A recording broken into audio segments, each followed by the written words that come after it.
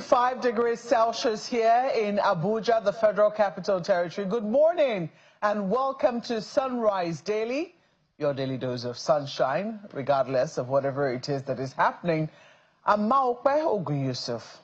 And I'm Ayo Makine. It's 27 degrees here in Lagos, and today is November 18, 2025. Day 18, Maokwe, of the NARD strike. And I'm wondering exactly who is listening to them. It's a question, Ayo. Well, I think that it's important that we start that particular, or we keep the count with them and see how long it takes before the National Association of Resident Doctors are eventually listened to. But while that is going on, while that strike action is going on, a very dark cloud, threatened to darken the sun yesterday. As a matter of fact, it did darken the sun. The question is whether this cloud will lift and eventually the schoolgirls who were kidnapped in Kebbi State be recovered. Because it looks like every single administration from the Jonathan administration has now had its fair share of kidnapped schoolgirls. In 2014, it was the Chibok girls who were kidnapped from a government secondary school in Chibok. Over 200 of them were kidnapped. Till today, we know that not all of them have been returned. Sometime during the Buhari administration, girls were kidnapped in Dapchi in Yobe State. Till today, Leah Sharibu is the only one who was left unreturned. And now in the Tinubu administration, 25 girls have now been kidnapped from a government secondary school in Kebbi State after their principal, their vice principal, beg your pardon, was killed brutally and the security man injured. Well, we understand that the president has now given directives asking that these girls be returned. So we wait until this cloud lifts and these girls are returned. But yesterday, after the incident occurred, the governor of the state was in the school to see for himself just how things were. This is what he had to say. When students and staff of Government Girls Comprehensive Senior Secondary School in Maga, Kebbi State, retired to their dormitories Sunday night, little did they know that their sleep will be disrupted. That disruption came in the early hours of the day, just at the break of dawn. We were sleeping around 3:30 a.m. when we heard noise at the door. I woke my husband and told him that animals were disturbing us. Unfortunately, the bandits broke down our door and entered the house. They killed my husband. After killing him, they ordered me to go with them, but I refused. Just then, my daughter came out of the room. They forced her to follow them instead. They pushed her ahead of them at gunpoint and made her lead the way to the girls' hostel. When they saw the girls there, they abandoned my daughter, and that is how she managed to escape. The pandemonium that followed can only be imagined. The bandits took away 25 of the schoolgirls in what is reminiscent of the abduction of the Chibok and Dapchi schoolgirls. We were in the mosque performing our prayers when an imam from a big nearby mosque came in and informed us if we knew what was happening. He said bandits had invaded our community. That was when we understood the situation. I have 2 daughters in the school. When I got to the hostel, I saw my younger daughter. I asked her where Gandija was, and she said the bandits are taking her away. After the news broke, the state governor, Nasser Idris, held a closed-door meeting with security agencies, traditional rulers, and parents of the abducted schoolgirls. After the meeting, he assured that the government and security agencies are doing everything possible to rescue the abducted schoolgirls. The unfortunate thing has already happened. They have abducted our children. We have come, we have seen things by ourselves. And we see the parents that their children who are being abducted. And we give them confidence, we give them our words that we'll do everything possible to ensure that their children are being rescued. And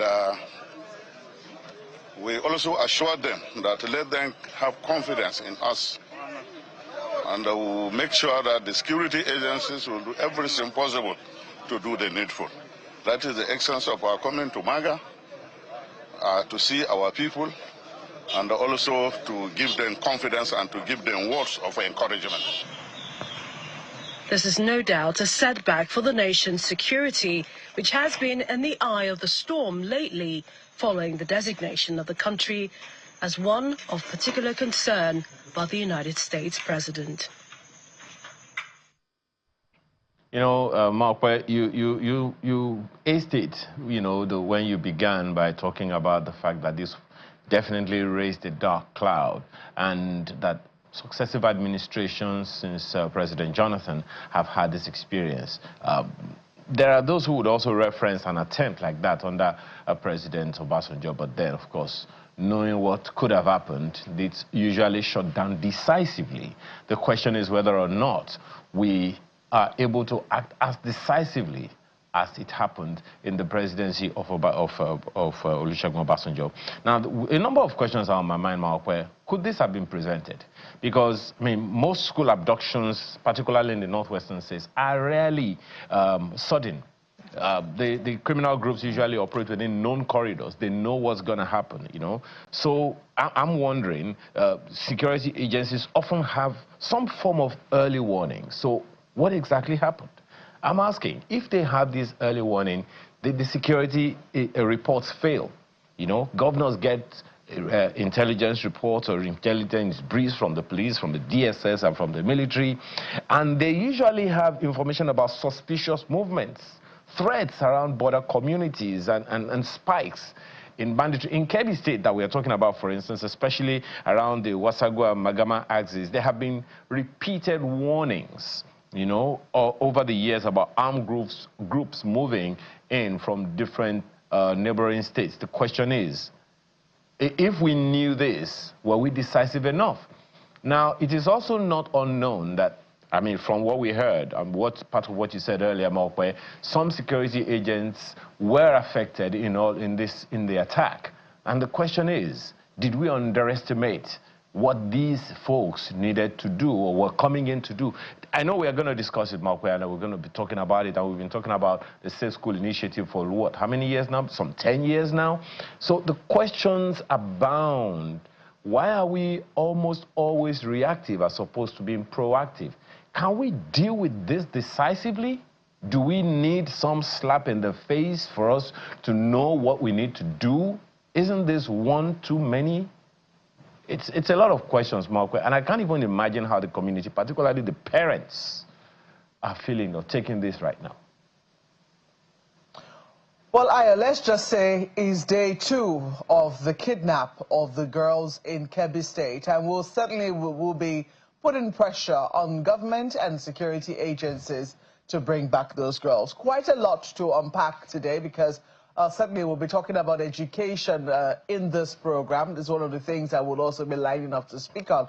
But quite a number of things are happening. We're also keeping tabs on what is happening at the PDP Wadata Secretariat. We'll be linking up with our correspondent, Friday Okerigbe, to bring us up to speed much later in this program, because we understand that 2 factions, it will seem, the one that claims to have expelled one, you know, it plans to have a stakeholders meeting at 10 o'clock today, and another one, the one led by Senator Samuel Ayan, who is the expelled secretary of the PDP, also says that they are holding a neck at the same PDP Wadata Secretariat. So we'll be waiting to see what the police will do in this instance, because we understand that the new elected body from the Ibadan Convention went to see the police to seek perhaps their safety and the assurances of security as they intend to take over the plaza today. Will that be granted? A big question, but our correspondent Friday Okerigbe is keeping tabs for us in that direction and we will be bringing you visuals of what is happening there as we get them. But let's turn our attention to an event that occurred yesterday, Ayo, here in Abuja, which caused quite a bit of traffic for those who had to move around the city, perhaps around 12 noon to 1. The president was at the National Judicial Institute, where an all-Nigerian judges conference organized by that same institute with the theme, Building a Confident Judiciary, happened. And the president had quite a lot to say, asking the judges to make sure that justice is not for sale and that they make justice accessible also to the poor. Quite a number of things were said at that conference yesterday by not just the president, but also by the Chief Justice of the Federation, Justice Kudirat Kekere-Ekun. And that's what we want to dig a little into this morning. We have our guest right here in the studio. Jibrin Okutekwa is a senior advocate of Nigeria and he's right here for us in our Abuja studios. He has reacted to some of the things that happened at that conference yesterday. And I think it will be important for us to play the report. But the thing is, time is always a matter of constraint for us. So let's just dig into it, because I have seen your reaction from that particular conference. You thought it was in order, that the president was invited. You thought a number of things that, yes, everything was very well said at that conference, but you had issue with a song that was played for the president whilst, he was about to mount the podium. And you think that it was inappropriate for judicial officers to be singing the song, On Your Mandate We Stand. Is that correct, sir? Very, very inappropriate. Most inappropriate. And it's the most, in fact, that's the destroying factor of the entire thing. The beautiful speech of Mr. President, wherein at paragraph 11 of his speech, he made it very clear that justice is not for sale. This is what Mr. President said. However, let us be clear. No amount of reform can succeed if integrity is compromised. Justice must never be for sale, and the bench must never be a sanctuary for compromise, corruption in any compromise. Corruption in any form of government weakens the nation, but corruption in the judiciary destroy it at its core. When justice is compromised, governance loses integrity and democracy loses its foundation. Very strong words. That's beautiful. I was expecting, Mr. President, that before he came for the declaration of opening of that ceremony, that is either the national anthem or whatever other music other than the political song of Your Mandate We Stand. Maokwe, there are two institutions of checks and balances of the executive, the legislature and the judiciary. Perhaps because the legislature is composed of politicians, they may be at liberty to sing On Your Mandate We Stand. But it is most inappropriate for the song On Your Mandate We Stand to be sung in the hallowed chambers of judicial officers, because that occasion held at the National Judicial Institute, all Nigerian judges, most of them congregated there. They were seated there. It appears, in my view, that they were sitting in their chambers. Mr. President was invited as a guest to declare the occasion open, which is a demand of protocol. But to turn to precede Mr. President's opening speech with a political song, On Your Mandate We Stand, and unfortunately, you hear the echo of some jurists singing that song, or echo of voices that appears to resemble the voices of their lordships, seriously destroy the entirety of that occasion. Because justice must not only be done, but must be seen to be done. Mark you, Mr. President may likely to have a case before any of these judges, how will an ordinary man on the street of Abuja or on the street of Agbo or on the street of everywhere feel that in the conference of judges, a political song coins to promote and propagate political philosophy of Mr. President was sung and nobody protested?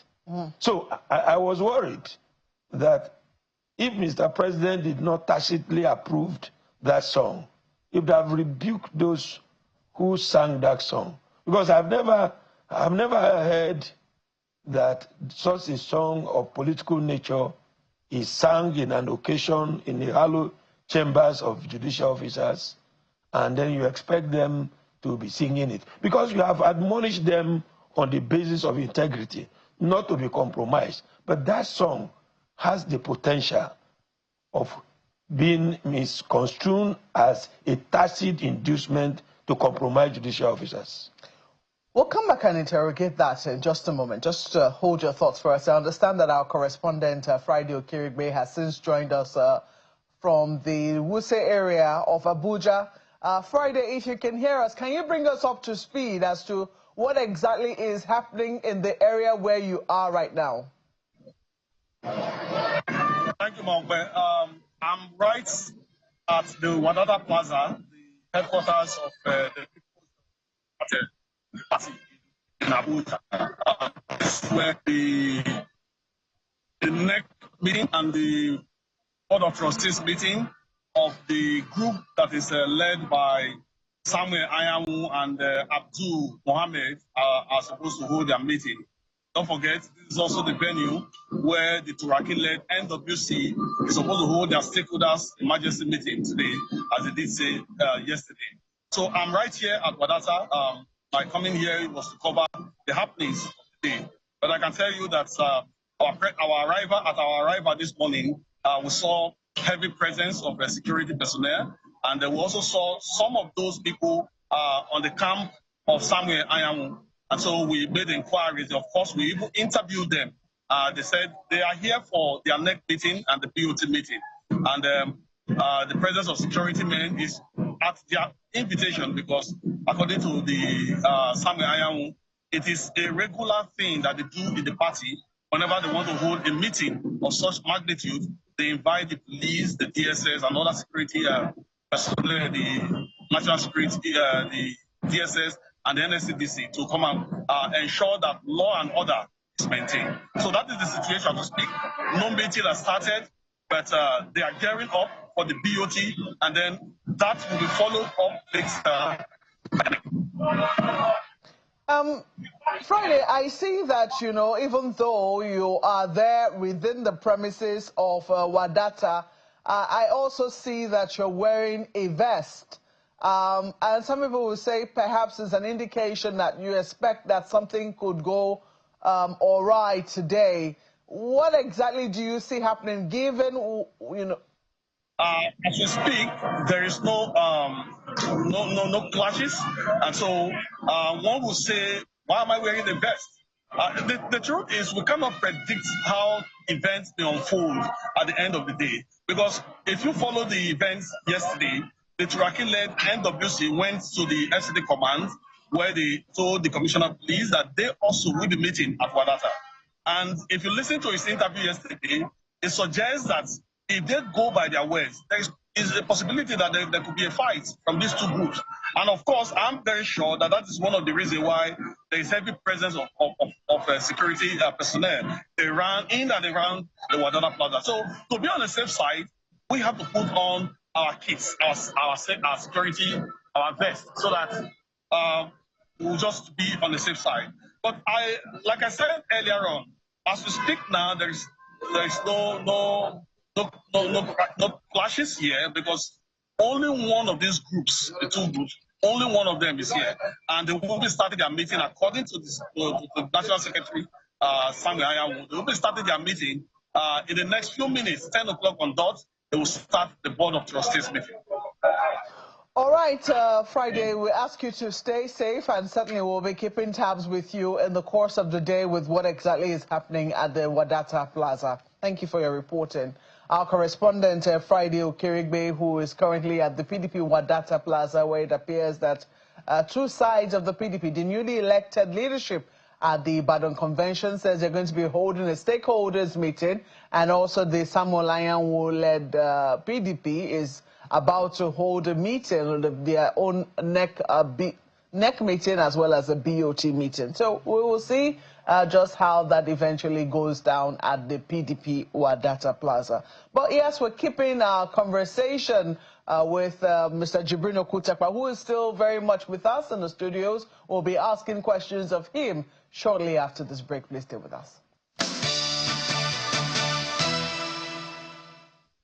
Yes, indeed, Mr. Jibrin Okutakpa is still right here in our studios for us, and he's given the opening statement on his own take of what he makes of the president's visit to the National Judicial Institute for the judges, All Nigerian Judges Conference yesterday, which transpired here in Abuja. Appropriate words, he said, the president spoke, but that it does appear that the messaging from the music did not seem to go with the words that the president spoke yesterday, and has the tendency to corrupt, if I'm reading you correctly. You can clarify. To give the perception that the judiciary is also one of those who are also singing the mandate of the president. Do you think that that was an oversight? Because we know that usually such an oversight is too costly. Yeah. For purity of justice. Let me land on this, because we know that usually there is a band that usually goes with the president wherever he goes, and they are the ones who play the song traditionally, and they play it at almost every event. They play it when he's at the National Assembly. I mean, just last week, judges were, as I beg your pardon, editors were at the Villa, and when the president was going to the podium, that was the same song that was sung. And usually when the president of the country stands up to go to the podium, everyone stands as a mark of respect to his office. And unfortunately, it would seem that in this instance, it looks like the judges were standing on the mandate because of the song that was being played. Do you think that that was an oversight on the part of those who were actually playing the music, knowing that since the president came to office, that has been like the anthem that accompanies him everywhere he goes? Those who played the music were not members of the judiciary. Indeed. And so they must be sensitive to the environment to which Mr. President goes for an occasion. That environment yesterday is like Mr. President going to the ecclesiastical cycle, where neutrality is expected. Mr. President was in an environment where judges are insulated from politics. And so we are very sensitive to issues of politics being brought to the gathering of judicial officers. Because Nigerians are sensitive and judges have code of conduct, and the code of conduct for judicial officers and even the legal profession is avoidance of appearance of impropriety. And so when Mr. President was to mount the podium, it was inappropriate for anyone to sing a political song in an environment populated by all Nigerian judges. Mark you, it is a conference of all Nigerian judges, not all Nigerian politicians or any other Nigerians. So Nigerian judges are peculiar people by their code of conduct, by all standards, by the profession that I belong. And so in those days, you will see that judges don't even allow the mingling with politicians, because you are likely to find that not too long ago, or not too long a time to come, Mr. President may be sued. And I remember when late Chief Gani Fayemi was alive, he went to one court, and a picture of Mr. President or head of state was placed in the court. He protested. That is the genesis of seeing Nigerian coat of arms in all our courts. Have you ever visited the office of judicial officer and see the picture of Mr. President? No. It's because judges are neutral. And those little things matter. It matters. And when you hear justice must not be seen, must not be done, must be seen to be done, it's a case that arose in England where a clerk who had nothing to do with how decisions are made retired with the justice to the chambers. Meanwhile, in another case, that clerk had interests. And when the judgment was to be delivered, it was said, look, there's no doubt the clerk did not speak to the justices that were to deliver the verdict. But his appearance, retiring with the Chief Justice of England also to the chambers, that created an impression that justice had been compromised. That's the point I'm making. And so, if I were to be Mr. President, given the beautiful speech he has rendered, and in order to show example that he did not approve of it, if I say, look, stop that music, that itself would have built very serious confidence that he means business in the beautiful speech he rendered. But like some people have reacted, I think Nigerians are good at speech making. What is our main problem is practical reality. Do the executive arm of government, which Mr. President is number one, can they really keep to the tenets of the speech of Mr. President? And he said it a lot yesterday. He talked about how the judiciary needs to, go along the lines of technology.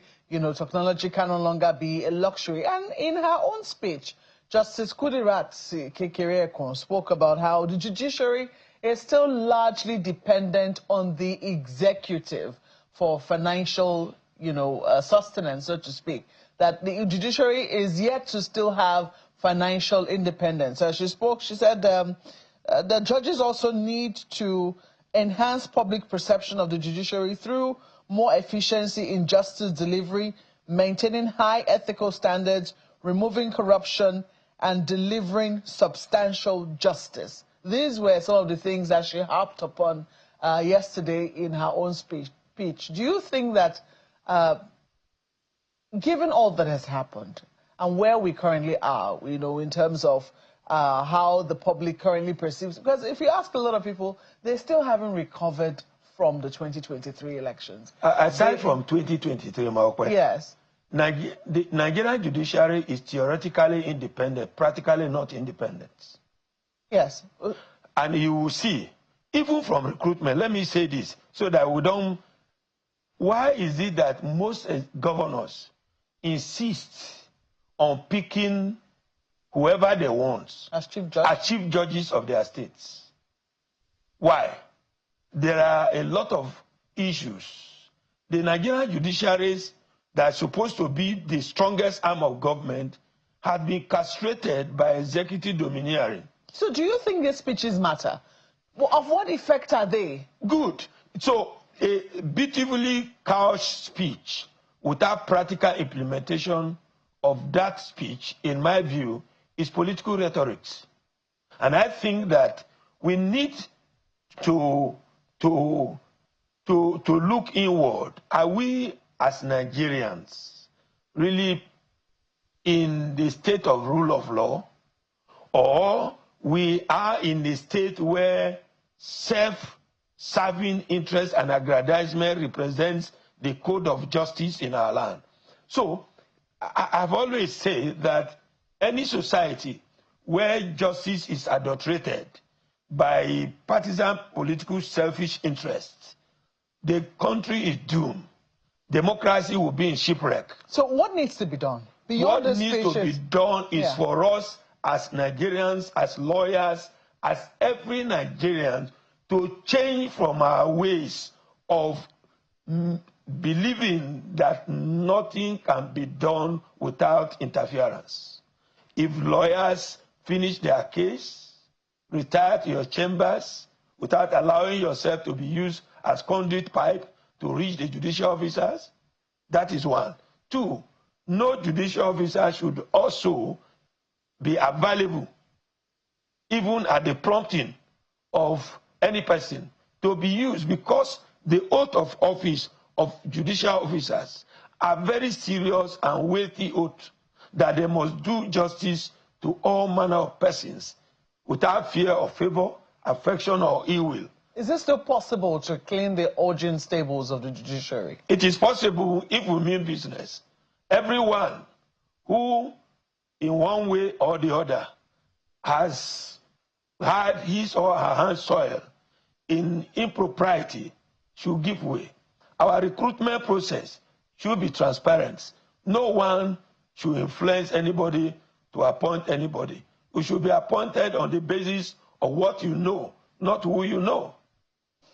We have had judicial officers that were very difficult to approach.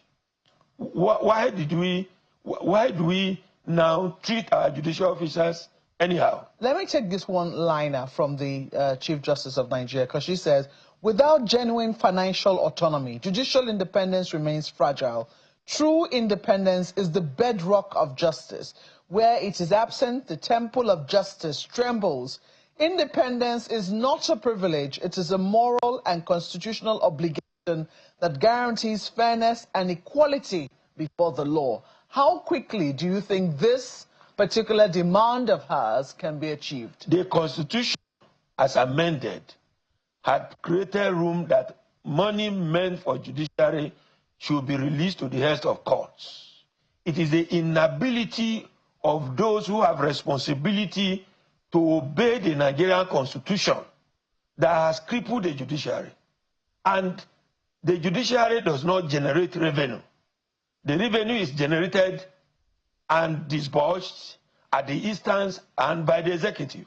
And so that is why in my write-up, I say, Mr. President is the #1 politician, is the #1 citizen of this country, is the #1 chief executive. So he should demonstrate practicality, not theoretical speech, of one, insisting that the judiciary be truly independent, and instruct and make example of those who subtly interfere with judicial process. He will be the one to show the example, and he has nothing to lose if he decides to do so. But until we are practical in approach, all this theory are just fine speeches that are rooted in rhetorics. When we come to practical reality, we are seeing the opposite. When they talk about that we must do substantial justice over the years in our electoral jurisprudence, have we seen substantial justice? What is substantial justice in demanding that a supreme witness should have a front-loaded witness statement? What is substantial justice about it?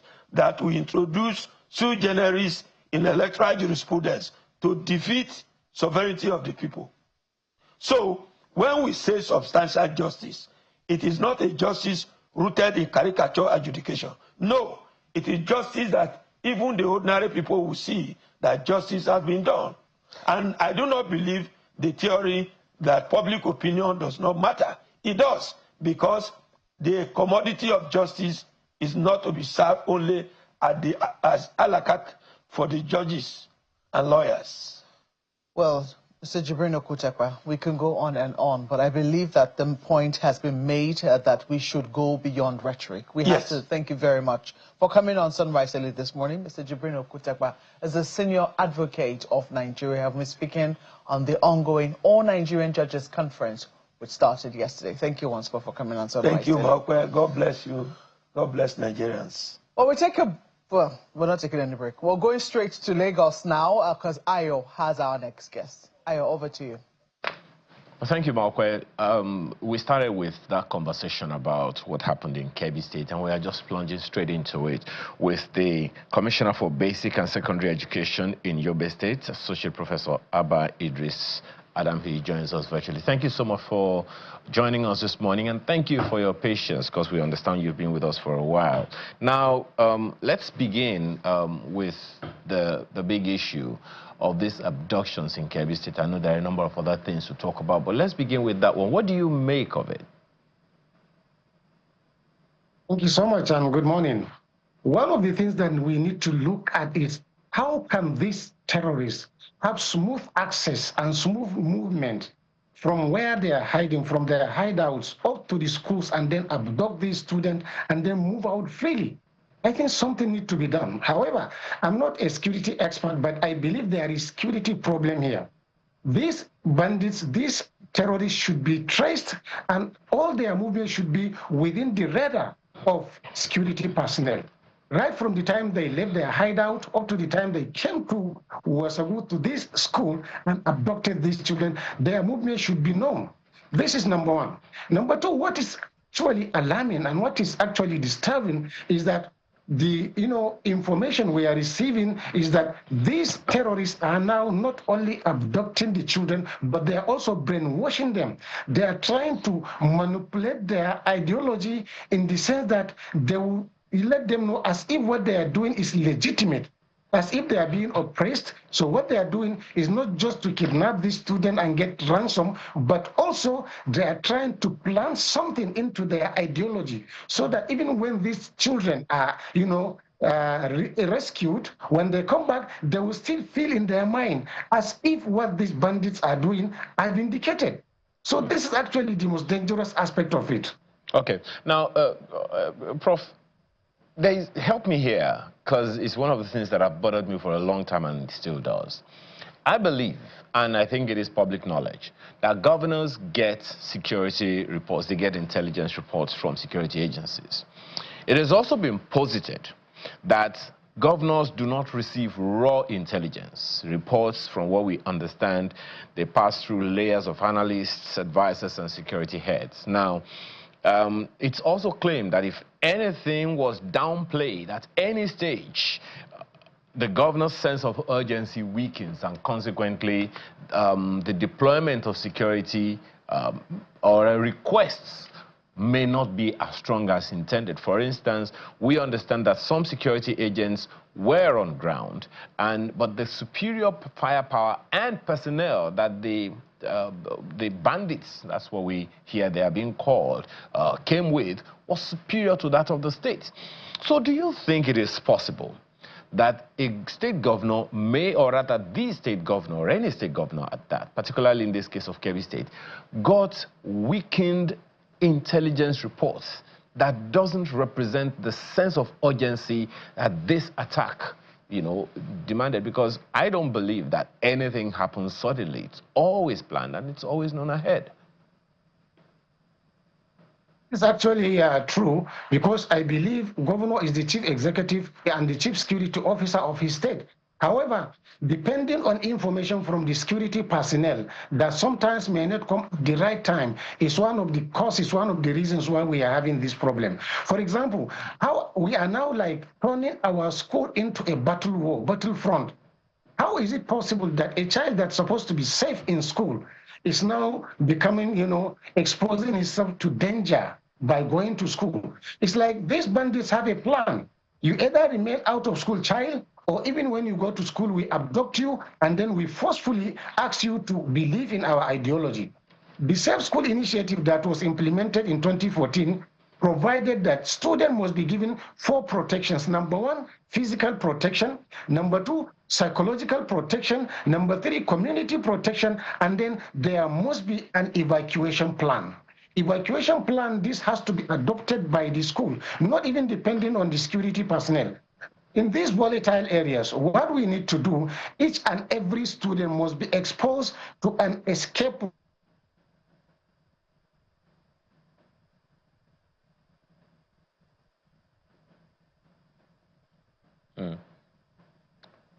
Well, we'll definitely have Prof back, because the issues that he has raised, particularly about the Safe School initiative, is very, very instructive. 11 years gone, and this is the situation we still have on our hands. Prof, please go ahead. We lost you for a bit. That's what I'm saying. It's like creating communication gap between state governors and security personnel is not portraying good image of Nigeria, because I believe in the ability of our security personnel address the matter. But the question is that were they also directed to go and handle the matter? Were they supplied with the necessary, equipment to go and face this insurgent? Sometimes you find a security personnel with an inferior weapon compared to that of the bandit. In this situation, there is imbalance in power.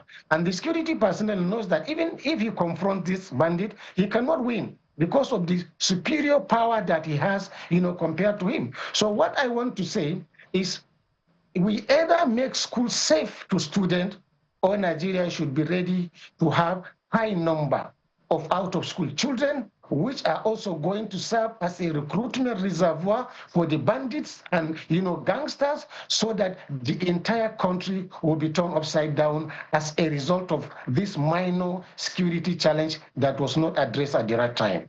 Well, Prof, perhaps that also raises questions around whether or not we're even doing anything decisive about it. I mean, taking from what you just said, that we need to address these issues on time. Marquez said earlier, we were talking about this earlier on in the program, that the Jonathan administration experienced this, the Buhari administration more than once experienced this, and now the Tinubu government is going through the same thing. Now, history, we have the benefit of history, we have the advantage of history. So I'm wondering, if we say the state governors are the chief security agents of their state, and the federal government has all of the authority, right, concerning security agencies, police, DSS, and the military, is it correct that governors, as chief security officers of their state, are powerless? Because if they receive intelligence reports from all of these security agents, it means that they have some advantage. So when people say that the state governor is powerless against all of these issues, what do you make of it? On the one hand, the claim is that they are powerless because they don't control the security agencies. On the other hand, they get direct information from the same security agencies. So are the governors powerless? Well, I don't want to put it that way. I don't want to say they are powerless because they have so many other options. For example, in Yobe State, what we resort to do, in addition to the information and measures taken by the security personnel, in Yobe State, we are also recruiting members from the local community to help us guard the schools. Where, for example, we have vigilantes, and we have some volunteers, and we have people that are willing to sacrifice their life for the sake of these children. And the government is supporting them by giving them training, by, when you recruit from the local community, and you let them know that this is the future of your community. These students that are in this school are the brain that are going to, lead your people, that are going to bring development to your people. When these, fine brains are gone, your school is gone, your development is gone, I believe this initiative would have a greater impact, because they feel that attack on one student is attack on the entire community. And this is what we are doing. So what I'm trying to say is that it's a call to the state governors to look at other options in addition to the information they are receiving from the security personnel, from the directive they are giving. Let them also use, the power within their disposal to have this like local security engagement, so that people together with the state government will collaboratively work together and salvage the situation. Well, Prof, we have it on good authority as well that the federal government committed about 144.8 billion naira to finance the Safe School initiative that was introduced in 2023. And from what we understand, the plan was for this particular amount is expected, was committed for between 2023 and 2026, 144.8 billion naira. And we also know that there is a National Safe Schools Response Coordination Center under the NSCDC. Is this plan working? That's right. Or do you think there are some surreptitious things that we're not aware of? Actually, this plan was not properly implemented, and I think it has to do with the proper training of the people involved. Because the the NSCDC that is responsible to do that, it's like there is disconnect between them and the school authority. How many schools teachers and head teachers were trained on this Safe School initiative? Of course, we have some development partners that are helping the matter. However, the school, the teachers, and people responsible for making sure that the school and classrooms are safe are not well trained. Definitely, you don't expect them to perform very well. For example, in this abduction that took place, the vice principal of the school was killed. It means there is improper coordination between the security personnel and in the school management. What we need to do is to establish a strong relationship between our schools, local community, and security personnel. And proper training and workshop should be given to the people of the community and to the entire school community. And also, escape routes and other options to escape should be provided. How many schools now have exit doors, for example, in their hostel? If the insurgent can come through this door, do you have any hiding place? These are also, it means we need to reconsider when we are now constructing new blocks, new classrooms, new dormitories. All these hideout areas should be created for the purpose of addressing this matter. Okay. Well, this other issue is also very, very concerning, because now that the president has ordered a quick return of the girls, we understand that the girls from Dapchi were returned in record time, except for Leah Sharibu. Now, are there lessons that you think this Kebbi State experience can learn from that Dapchi experience? What is actually disheartening in this matter is how is it possible that bandits can kidnap students in their dormitories, in their hostels, and then ransom will be paid to bring them back? You know, even the rescue operation, sometimes some students are sacrificed along the line. Some of them become victims of the same operation, you know, the bandits are inflicting on them. The process here is that we need to encourage preventive measures. After kidnapping the children, you are now powerless. The bandits now have the power to negotiate, have the power to dictate terms, because the people you want to rescue are with them. And when you try to use force, they can also use the force on the children. So instead of rescuing the student, you may end up losing them at the same time. Well, we so understand that, Prof. My sincere apologies. Prof, just a quick one. How hopeful are you that, one, the children will be returned, and two, that they will be returned on time, safe and unharmed? I'm very hopeful that our security personnel will do their best to rescue the students and bring them back at the right time. Thank you very much for your time this morning, and we can only hope for the best, and all the best in all that you do as well. Associate Professor Abba Idris Adam, Commissioner for Basic and Secondary Education in Yobe State. We appreciate your time this morning. Welcome. Thank you so much. And that's the issue, that's the show today. Thank you so much for the privilege of being a part of your morning. I'm Ayo Makinde. Enjoy the rest of your day. Well, thank you so much for watching. I'm Maokwe Ogun Yusuf. On top of the hour is Business Morning.